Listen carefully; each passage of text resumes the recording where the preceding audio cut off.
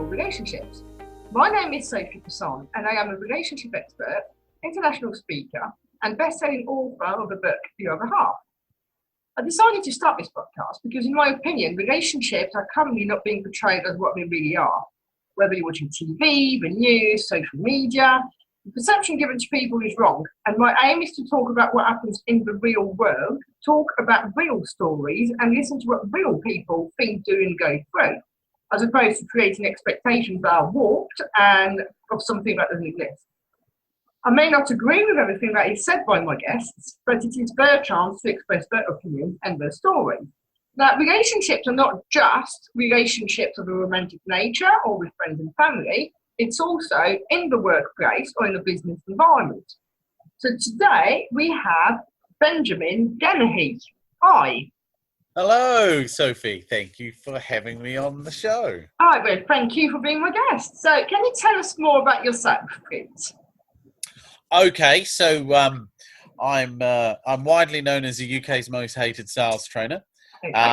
I spend my life working with companies, sales teams, and individuals, teaching them how to have a sales process system designed to keep them in control from start to finish. And I do say to people that you're not hiring me to be a sales trainer. I'm not a sales trainer. What I do is classed as sales training, but I merely teach people how to communicate, because that all selling is. Selling is simply talking to a human being, and in the selling context, it's taking someone from an intellectual point of view, getting them emotional, discovering if that emotional reason's compelling enough for them to spend money to satisfy it, and then giving the intellectual justification, the budget and whatnot, as to whether or not they should move forwards. So doing that is a communication skill, and it is a skill that most people have not learned, and what they could do naturally was beaten out of them as children and replaced with the ridiculous conversations most of us tend to have as grown-ups. I think we were having. And I think that sums it up very well. We basically do the same job. I use NLP, and I help people communicate better with themselves or with other people, and you do in the same environment, as you say. It's about understanding the psychology of how it all works, isn't it? Yes. So for me, my communications is predicated on the communication model of transactional analysis. So, why don't you explain a little bit for people who might not know what that is? The transactional analysis is a human communications model developed by a psychiatrist called Dr. Eric Berne. It developed about in the late 50s, I believe. And basically it says that inside each person there are three ego states. You have a parent, you have an adult, and you have a child. And very quickly, because we could be here for days, the child is your emotions, all your emotions, most powerful part of who you are.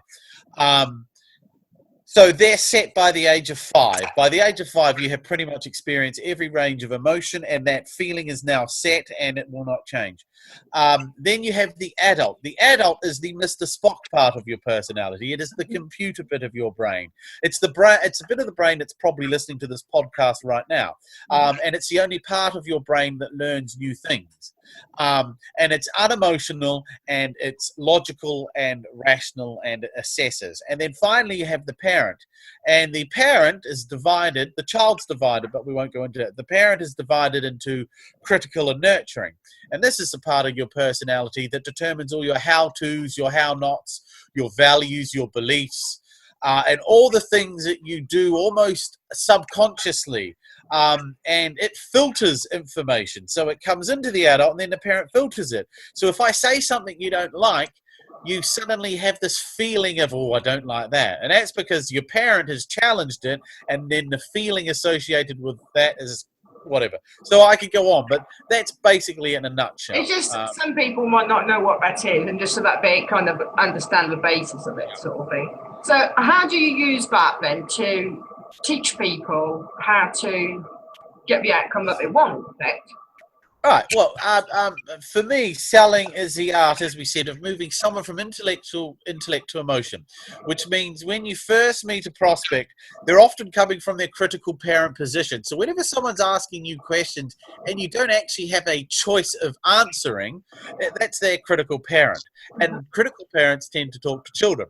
So you think of a sales meeting, say you're an account executive, you're 25 years old, you're 3 years into a job, you get in front of a CEO or a managing director. And the first thing they'll typically say is, well, thank you for coming in, Benjamin. Why don't you tell me a little bit about your company and how you think you can help? All of a sudden, the child part of the personality takes over and they start answering the question. My job is to get them to not to let the child take over, make them realize, well, actually, I don't have to answer those questions yet. I need to control this meeting. So therefore, my adult needs to agree with your adult, the terms of the meeting. I then want to ask you the questions because actually I'm here to find out about you, not you about me, because you may be the one with the problem and I may have the solution. So like a doctor, my job is to diagnose. So it's teaching them how to get out of their own way, how not to let their child hijack their communication.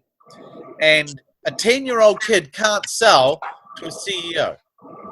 And I think the thing that you're saying with this as well is that we are put in a situation where automatically we feel that you have to answer. Yes, and that's program behavior. You did not come out of your mum's womb programmed to answer a question.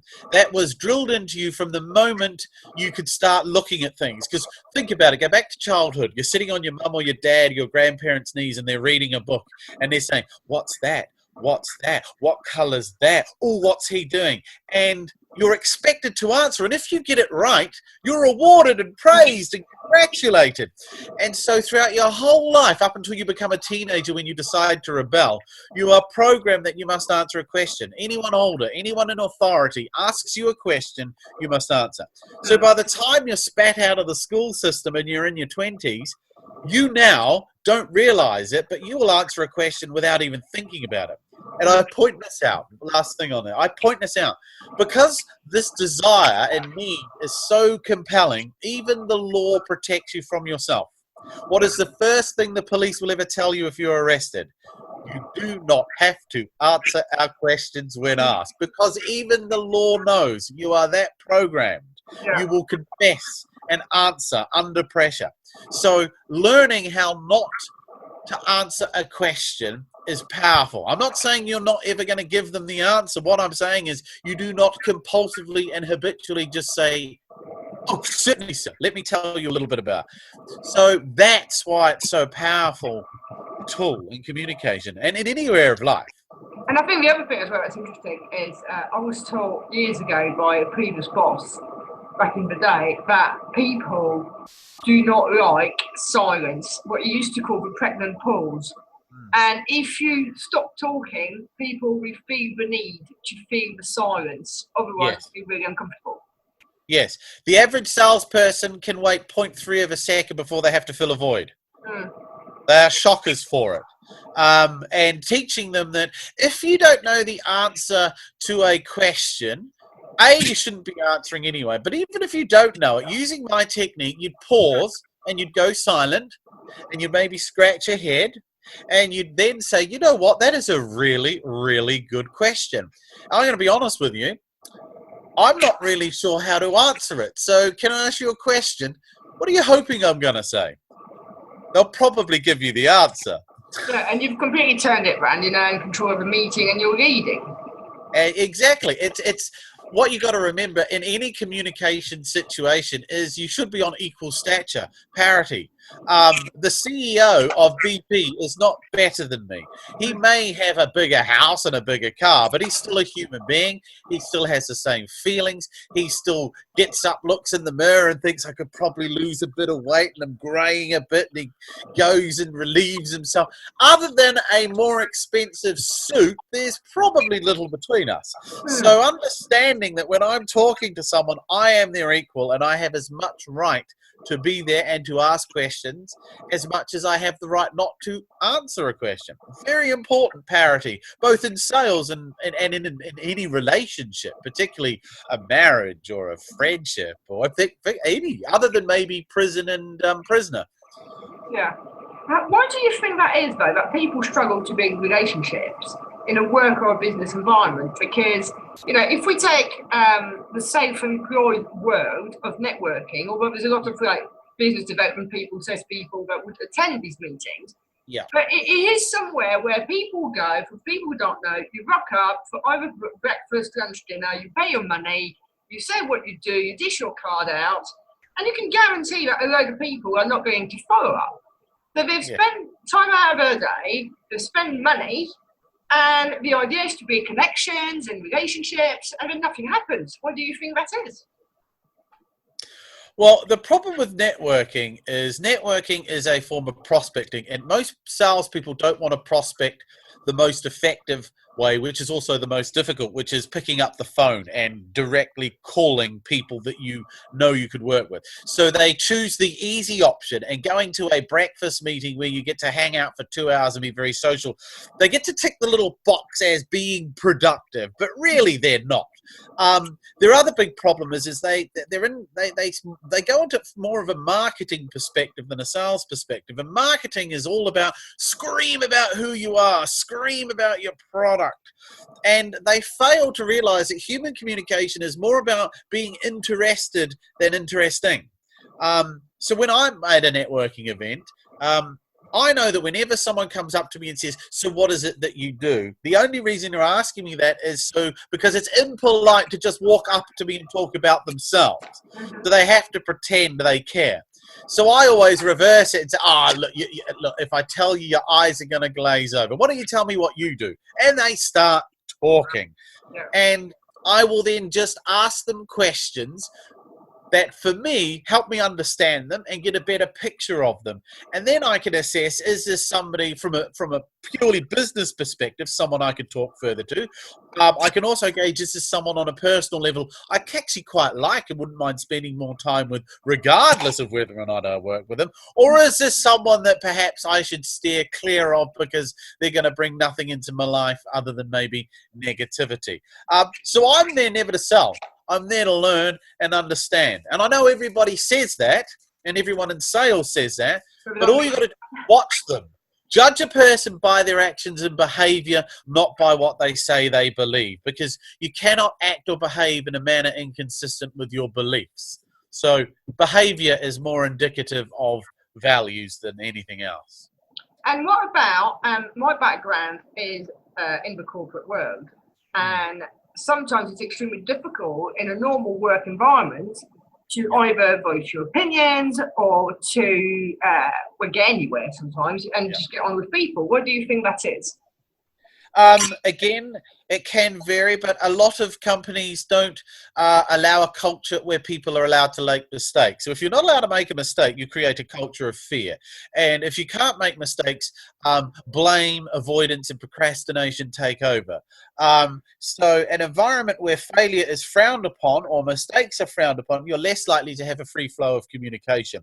If you have an environment where mistakes are encouraged, on the condition you learn from them and don't repeat them, then you have an environment where people are freer.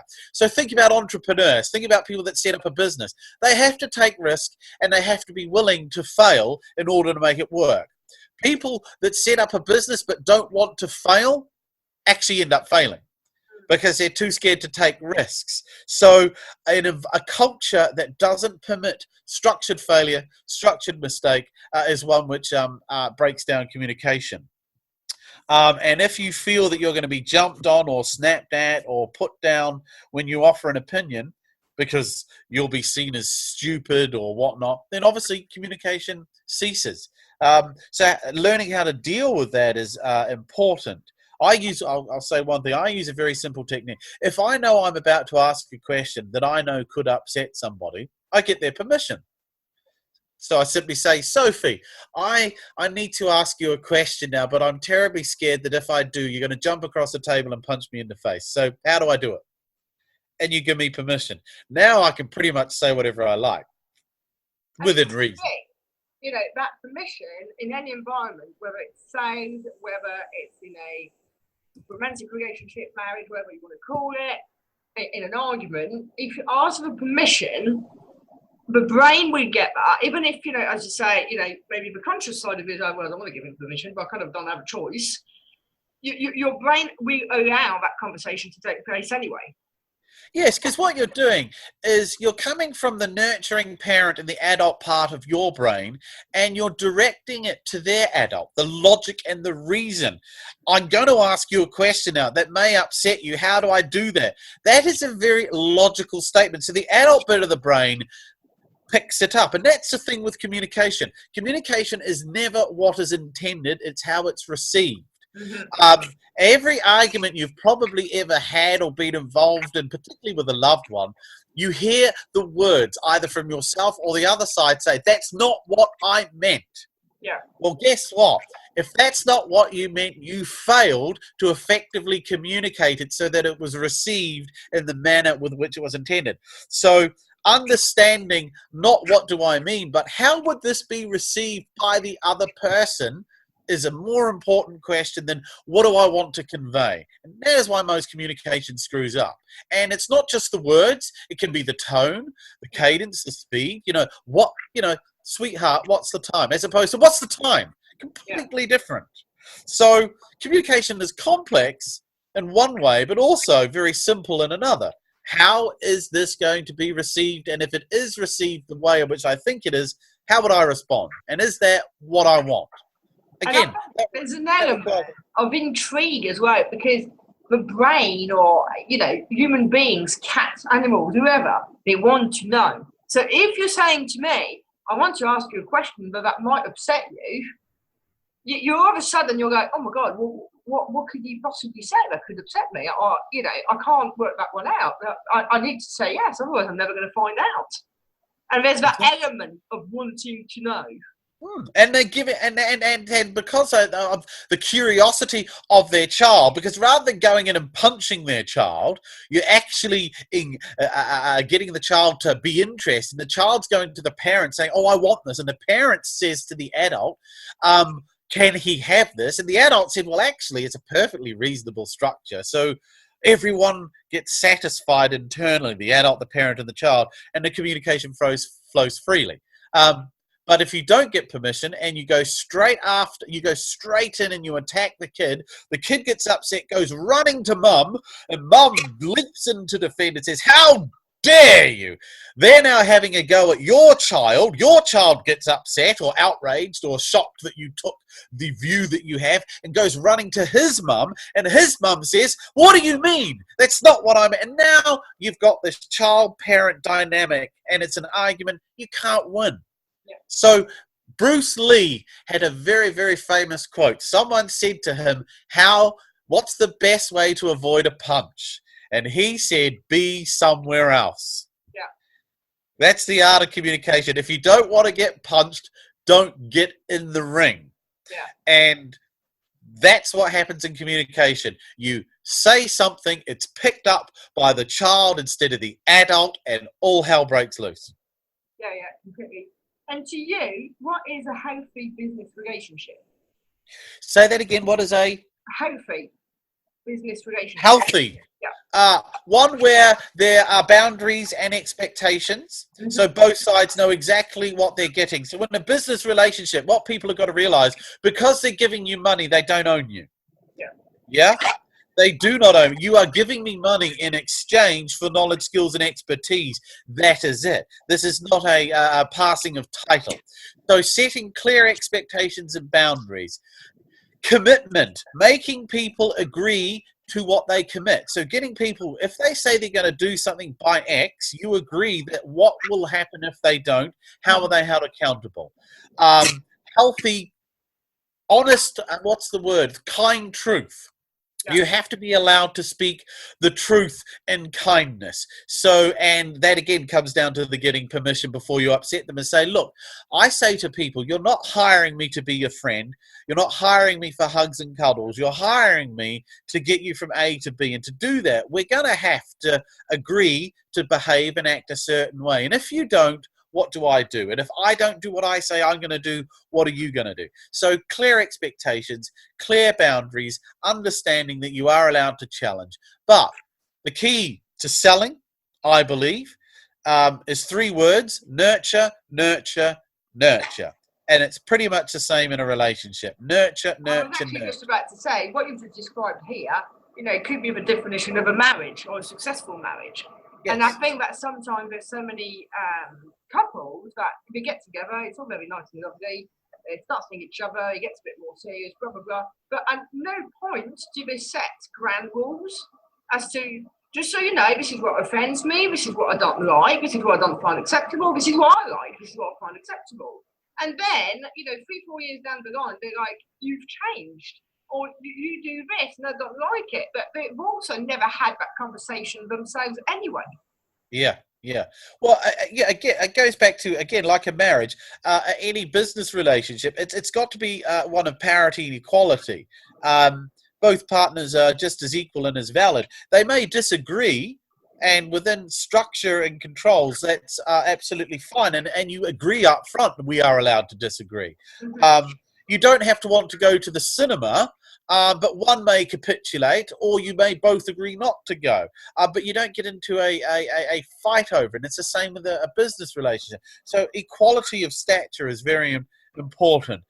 If you ever feel subservient or below your prospect or your client, you're in a terribly bad position. And needy people tend to be desperate. Desperate people do things that they shouldn't do. And you end up fighting fires, you end up chasing invoices, you end up moaning to those around you how awful business is and how hard you're working. And it has a knock-on effect. You could have dealt with it at the beginning by managing expectations. And I think this is it. A lot of people don't realise that there is a ripple effect. And that, failure only happens because of certain things that we're not set up right to start off with. Yeah.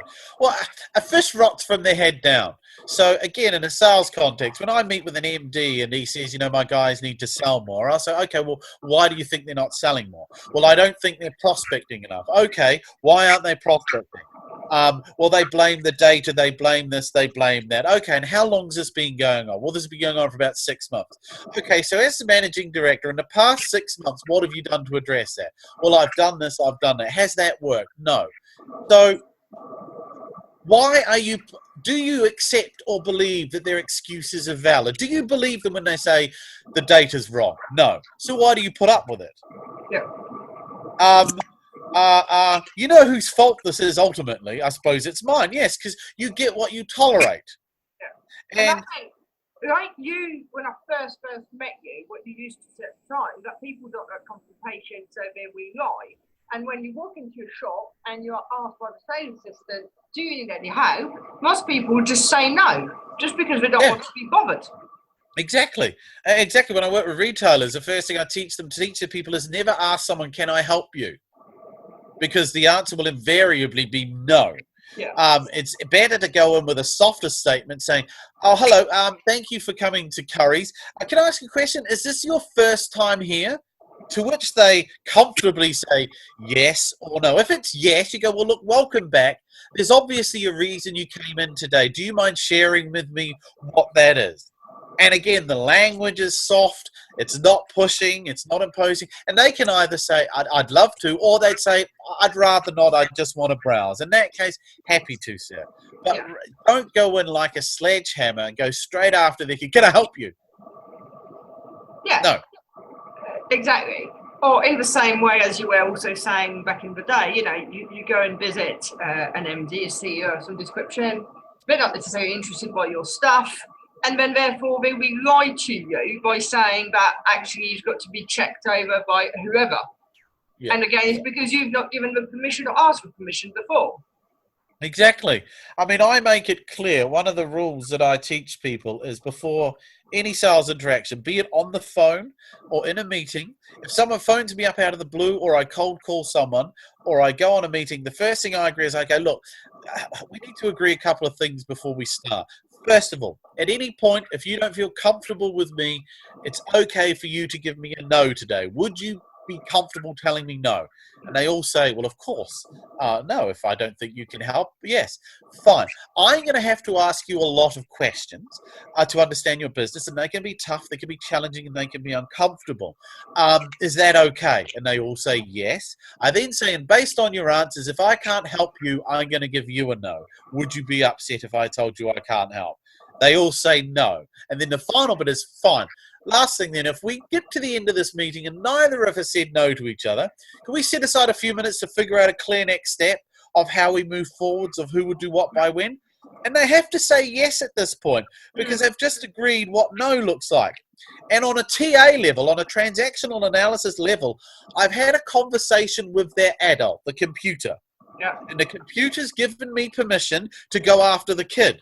Because I said, can I ask tough, challenging, and uncomfortable questions?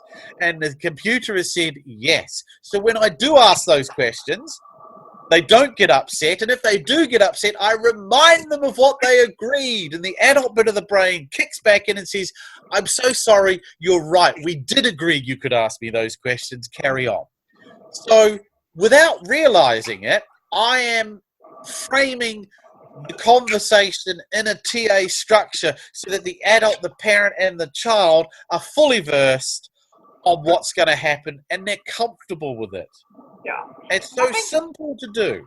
The other thing as well, I think, in all relationships, is this, sometimes people want to be right as opposed to anything else. And they don't realise that a relationship, whether it's in a sales environment, business, work, romantic, family, can be a win-win if both parties agree to that. Oh, yes. Well, the easiest way to, as I say, to offset a fight is be somewhere else. And so one of the things we teach people is the skill of, you probably know the triangle, the victim, rescuer, persecutor, and it pivots on the victim. And that's above the line. Below the line is the reverse or the inverse, which is vulnerable, nurturing, assertive. And so what I teach our customers and clients to do is when under attack, fall back. So you go vulnerable. Even if you're in the wrong, even if you're not at fault, rather than argue the point, say, you know what, I'm so sorry. That is completely my fault. I utterly screwed up. How do we get around this? What it does is it shuts off their child and the victim part of their personality from continuing the fight. Think about someone that turns up to the office late. Two different people turn up half an hour late. The first one comes in and says, oh, you won't believe the traffic. Oh, absolute nightmare. The A34. I'm just so annoyed. And they disrupt the meeting and it's all about me. The other person comes in and says, I got to hold my hand up. I got up late. I overslept. It's my fault. I'm so sorry. Which one do people warm to? Which one do people find the more credible? It's the guy that apologized and took responsibility, even if it was the A34, rather than blame it. You know what? It is my fault. I should have got up earlier. I knew the A34 was going to be down. It's not the A34's fault. It's mine. People warm to that person and listen to that person more than the victim. And the other thing as well, I think it's so important to take responsibility for all your actions anyway, but I think in relationships, and I'm thinking, when it fails here, a relationship doesn't just not work anymore one day. There is a set of circumstances and all the rest of it. And even the person who, shall we say, is being left, will have played a role in that. And actually, it's not going to bring them anything to say, oh, it's all their fault. It isn't. You played a part. And the sooner you accept that and what that was, the quicker you'll be able to A, move on, and B, not repeat the mistake. Yeah, I completely agree. And the same's in the sale. The first question I ask myself whenever I leave a sales meeting is, what could I have done better? What did I do wrong? Even if I've won the deal, I don't pat myself on the back. It's, what could I have done better? Is there anything I could have done better? Is there anything that could have sped this up? Could I have got more money had I done something differently? So first of all, self-awareness and critically assess oneself. Then pat yourself on the back. Okay, well, what did I do well? Good. What lesson can I take from this? And how can I apply that going forward? Because if you're not constantly learning, you're dying. Yeah. It's one way or the other. There's no in the middle. Yeah. But Benjamin even, it's been lovely. To summarise, could you please give us your last best piece of advice, please? My last best piece of advice. The easiest way to become successful, particularly in sales and communication, is to realize that the only reason you're in front of someone isn't to sell them anything. It's to find out and understand, do they have problems that you can fix? And if they do they actually want to fix them? That is it. I never go into a meeting hoping to come out with someone buying. I go in like a GP does. He doesn't have a meeting with a patient saying, I hope I can sell them Xanax by the end of this. All he does is say, look, let's talk about your problem. How long's it been going on? What have you done to try and fix it? Has that worked? What's the impact on you? Have you tried anything else? What do you think we could do? Do you need to fix this? Is this something you really need? Do you think if you can tolerate it, can you put up with it? If you can't, and I have a solution, is that something you'd want to consider exploring or undertaking? That's it. I'm a country GP. Yeah. I'm not in business to sell. I'm there to diagnose and prescribe. And it's up to you whether or not you buy the prescription. Either way, I don't care. I've done my job. I've figured out you either have pain and I can fix it, or you don't have pain and I can't fix it, or you have pain but you don't want to fix it. Yeah, some people don't want to fix it, and you need to. I think everybody needs to remember that in life in general, anyway. Yeah. Well, thank you so much. It's been a pleasure, as always. It's good to see you and talk to you as ever, Sophie.